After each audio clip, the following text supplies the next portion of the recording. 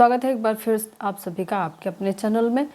और आज की इस वीडियो में हम लीगल एप्टीट्यूड की 20 टॉप क्वेश्चंस देखने वाले हैं जो कि आपके एग्ज़ाम की दृष्टि से बहुत ही ज़्यादा महत्वपूर्ण होने वाले हैं। तो जो लोग चैनल पर नए हैं चैनल को सब्सक्राइब कर लेंगे, बेल आइकन को प्रेस कर लेंगे ताकि आने वाली सभी वीडियो की नोटिफिकेशन आप तक पहुँचती रहे। वीडियो पसंद आए तो वीडियो को लाइक ज़रूर करिएगा, वीडियो को अधिक से अधिक शेयर करिएगा। चलिए स्टार्ट करते हैं। चलिए पहला क्वेश्चन है, भारत में उच्चतम न्यायालय का उद्घाटन किस तिथि को हुआ था? ठीक है, जब आपसे एग्जैक्ट डेट पूछ लिया जाए तो क्या करेंगे? ठीक है, ऑप्शन ए है 26 जनवरी 1950 को, 26 जनवरी 1950 को, ऑप्शन बी 24 जनवरी 1950 को, ऑप्शन सी 26 जनवरी 1951 को और ऑप्शन डी है 28 जनवरी 1950 को। इस प्रश्न का सही जवाब है ऑप्शन डी 28 जनवरी 1950 को भारत में उच्चतम न्यायालय का उद्घाटन हुआ था। और इसी दिन जो है यानी कि 28 जनवरी को ही प्रथम बेंच की बैठक भी हुई थी। चलिए आगे प्रश्न देखते हैं। प्रश्न संख्या 2 है, सर्वोच्च न्यायालय के किसी न्यायाधीश को उसके पद से हटाने की प्रक्रिया संविधान के किस अनुच्छेद के तहत दी गई है? ऑप्शन ए अनुच्छेद 143 के तहत, ऑप्शन बी अनुच्छेद 144 के तहत, ऑप्शन सी है अनुच्छेद 124(4) के तहत और ऑप्शन डी है अनुच्छेद 124 के तहत। इस प्रश्न का सही जवाब है ऑप्शन सी 124(4) के तहत सर्वोच्च न्यायालय के किसी भी न्यायाधीश को उसके पद से हटाने की बात कही गई है, जबकि यहाँ पे अनुच्छेद 143 में सर्वोच्च न्यायालय को क्या बनाया गया है? परामर्शदात्री बनाया गया है। ठीक है, चलिए आगे प्रश्न देखते हैं। प्रश्न संख्या 3 है, भारत के ऐसे कौन से मुख्य न्यायाधीश हैं जिन्होंने कार्यवाहक राष्ट्रपति के रूप में कार्य किया? बहुत ही महत्वपूर्ण प्रश्न है, ये कई बार पूछा हुआ प्रश्न है। यहाँ पे ऑप्शन ए है M Hidayatullah, option B V Ramaswami, option C Yashwant वीरू जिन्हें हम चंद्रचूड़ के नाम से भी जानते हैं, ऑप्शन डी है भुवनेश्वर प्रसाद सिन्हा। यहाँ पे इस प्रश्न का सही जवाब हो जाएगा ऑप्शन ए एम हिदायतुल्ला ऐसे उच्चतम न्यायालय के मुख्य न्यायाधीश रहे हैं जिन्होंने कार्यवाहक राष्ट्रपति के रूप में कार्य किया था। और ये काम उन्होंने कब किया था? ये देश के 11वें मुख्य न्यायाधीश रहे हैं और 20 जुलाई 1969 से 24 अगस्त 1969 तक इन्होंने क्या किया? कार्यवाहक राष्ट्रपति के रूप में कार्य किया है। जो मैंने बोला डेट, उस डेट को भी नोट कर लीजिएगा क्योंकि हो सकता है आपके एग्ज़ाम में ये डेट पूछ लिया जाए कि कब इनको कार्यवाहक राष्ट्रपति के रूप में नियुक्त किया गया या कब से कब तक इन्होंने सेवा दी थी कार्यवाहक राष्ट्रपति के रूप में। एक बार फिर से मैं रिपीट कर देती हूँ, 20 जुलाई 1969 से 24 अगस्त 1969 तक इन्होंने कार्यवाहक राष्ट्रपति के रूप में कार्य किया। ये भारत देश के एकमात्र ऐसे मुख्य न्यायाधीश हैं जिन्होंने कार्यवाहक राष्ट्रपति के रूप में सेवा दी है। चलिए आगे प्रश्न देखते हैं। प्रश्न संख्या 4। प्रश्न संख्या 4 कहता है, भारत के मुख्य न्यायाधीश के पद पर सबसे लंबे अवधि तक कार्य करने वाले न्यायाधीश का नाम क्या है? ठीक है, ऑप्शन ए एम हिदायतुल्ला जिनको हमने अभी जाना कि ये ऐसे न्यायाधीश थे जिन्होंने राष्ट्रपति के रूप में कार्य किया है, वी रामास्वामी, ऑप्शन सी है यशवंत विष्णु चंद्रचूड़ और ऑप्शन डी है भुवनेश्वर प्रसाद सिन्हा। इस प्रश्न का सही जवाब है ऑप्शन सी यशवंत विष्णु चंद्रचूड़। यशवंत विष्णु चंद्रचूड़ ऐसे हैं जो क्या है? सबसे लंबे अवधि तक मुख्य न्यायाधीश के पद पर बने रहे। इनका जो कार्यकाल रहा 7 वर्ष 4 महीना 20 दिन का रहा। इन्होंने सबसे लंबे टाइम तक कार्य किया। कितने टाइम तक? 7 वर्ष 4 माह 20 दिनों तक इन्होंने कार्य किया।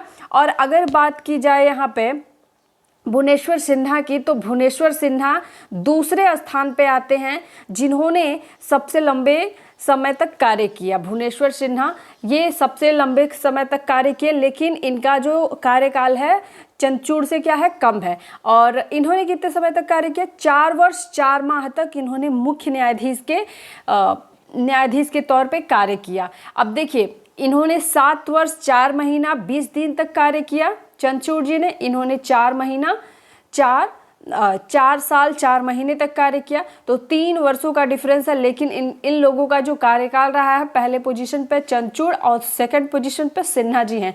ठीक है, यानी कि ये क्वेश्चन जो है इम्पॉर्टेंट है आपके एग्ज़ाम के लिए। जब भी आप लॉ से संबंधित कोई भी एग्ज़ाम दे रहे हैं या जुडिशरी का एग्ज़ाम दे रहे हैं, तो वहाँ पे ये क्वेश्चन आपसे पूछे जाने के चांसेस 110% है। चलिए आगे देखते हैं। प्रश्न संख्या 5 है, भारत के मुख्य न्यायाधीश के रूप में सबसे कम समय तक कार्य करने वाले न्यायमूर्ति का नाम क्या है? ठीक है, ऑप्शन ए है Rajendra Babu, option B Kamal Narayan Singh, option C Yashwant Vishnu और ऑप्शन डी है वी रामा स्वामी। ठीक है, यहाँ पे इस प्रश्न का सही जवाब हो जाएगा, क्या सही जवाब हो जाएगा? Option B. ऑप्शन बी इस प्रश्न का सही जवाब होगा। के.एन. सिंह या फिर कमल नारायण सिंह भारत के ऐसे मुख्य न्यायाधीश थे जिन्होंने सबसे कम समय तक मुख्य न्यायाधीश के रूप में क्या किया था? कार्य किया था। इन्होंने मात्र 18 दिन तक सेवा दी थी, मात्र 18 दिन तक, बहुत कम समय तक इन्होंने सेवा दी थी। इसके बाद जो है दूसरा नाम जो आता है, यहाँ पे आप देख पा रहे होंगे कि यहाँ पे राजेंद्र बाबू के नाम से जाने जाते हैं। ये ऐसे मुख्य न्यायाधीश थे जिन्होंने मात्र 29 दिन तक कार्य किया था। तो पहले पोजीशन पे सबसे कम सेवा देने वाले मुख्य न्यायाधीश का नाम कमल नारायण और दूसरा जो पोजीशन आ जाता है वो राजेंद्र बाबू का आता है। यशवंत विष्णु को आप जानते हैं कि इन्होंने मुख्य न्यायाधीश के रूप में सबसे लंबे समय तक जो है कार्य दिया है। और यहाँ पे अगर मैं बात करूँ वी रामास्वामी, तो उच्चतम न्यायालय का ये प्रथम न्यायाधीश थे जिसको इनके पद से हटाने के लिए 1991 में लोकसभा में प्रस्ताव ले आया गया था। तो ये क्वेश्चन भी आपसे कभी पूछा जा सकता है कि 1991 में किस मुख्य न्यायाधीश के प्रति लोकसभा में प्रस्ताव पारित किया गया था? तो ये कौन है? वी रामास्वामी। ठीक है, इन्हीं के प्रति लोकसभा में प्रस्ताव पारित किया गया था 1991 में। चलिए आगे देखते हैं प्रश्न। छठा प्रश्न है, भारत के प्रथम दलित मुख्य न्यायाधीश कौन थे?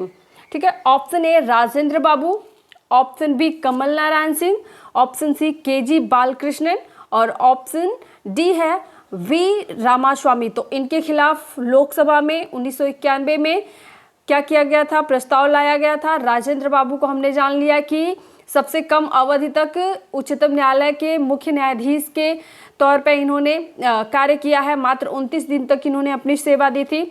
इसके बाद कमल नारायण सिंह की अगर बात की जाए तो कमल नारायण सिंह ऐसे, के.एन. सिंह ऐसे थे जिन्होंने क्या किया था? सबसे कम समय तक क्या किया था, यानी कि मात्र 18 दिनों तक हमारे उच्चतम न्यायालय को सेवा दी है।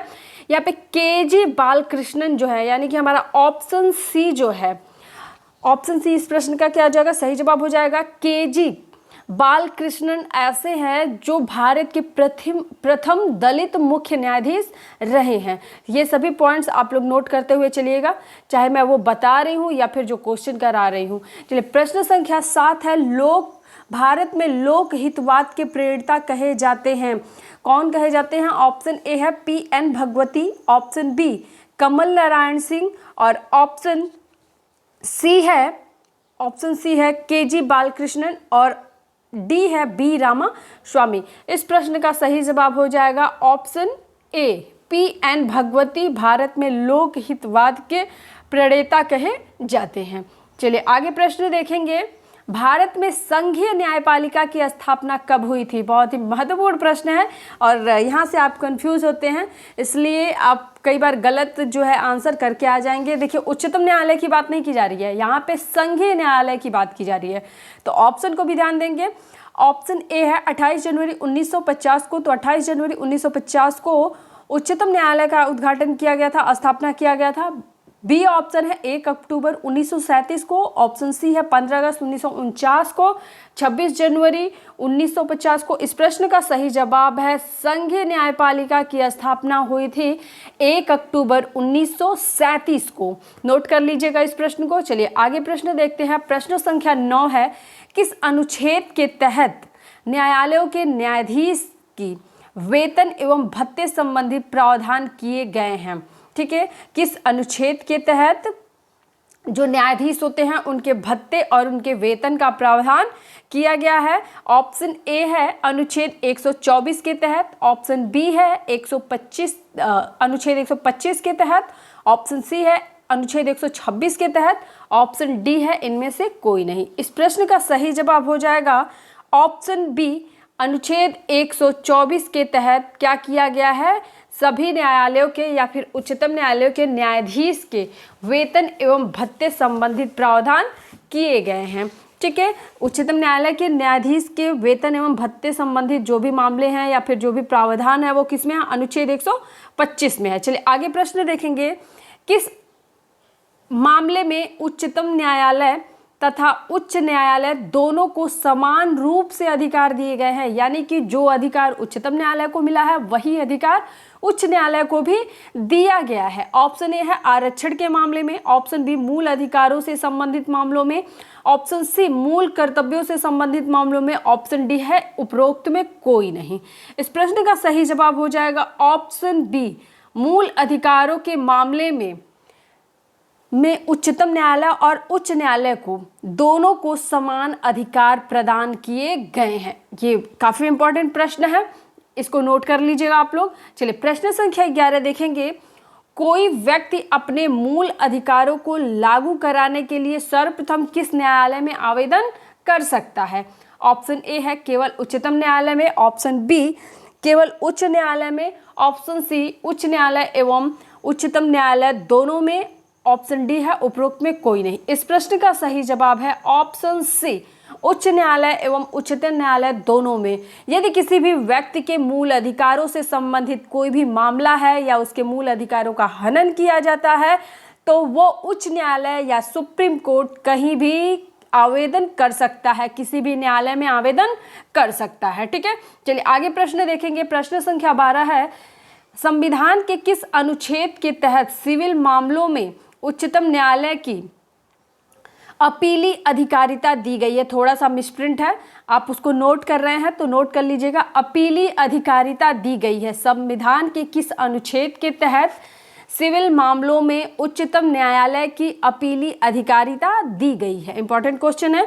ऑप्शन ए है अनुच्छेद 124 के तहत, ऑप्शन बी अनुच्छेद 133 के तहत, ऑप्शन सी अनुच्छेद 126 के तहत, ऑप्शन डी है उपरोक्त में कोई नहीं। इस प्रश्न का सही जवाब है अनुच्छेद 133 के तहत सिविल मामलों में उच्चतम न्यायालय को अपीली अधिकारिता का जो अधिकार है ये दिया गया है। ऑप्शन बी इस प्रश्न का सही जवाब हो जाएगा। चलिए प्रश्न संख्या 13 देखेंगे, संविधान का कौन सा अनुच्छेद अपील के लिए उच्चतम न्यायालय को अवशिष्ट शक्ति प्रदान करता है। ठीक है, क्या प्रश्न है, संविधान का कौन सा अनुच्छेद उच्चतम न्यायालय को अपील के लिए अवशिष्ट शक्ति प्रदान करता है। ऑप्शन ए 124 अनुच्छेद, ऑप्शन बी है अनुच्छेद 133, ऑप्शन सी है अनुच्छेद 136 और ऑप्शन डी है उपरोक्त में कोई नहीं। इस प्रश्न का सही जवाब है ऑप्शन सी, अनुच्छेद 136 में यह प्रावधान किया गया है कि अपील के लिए उच्चतम न्यायालय को अवशिष्ट शक्ति प्रदान की जाए। ठीक है, सी ऑप्शन इस प्रश्न का सही जवाब हो जाए।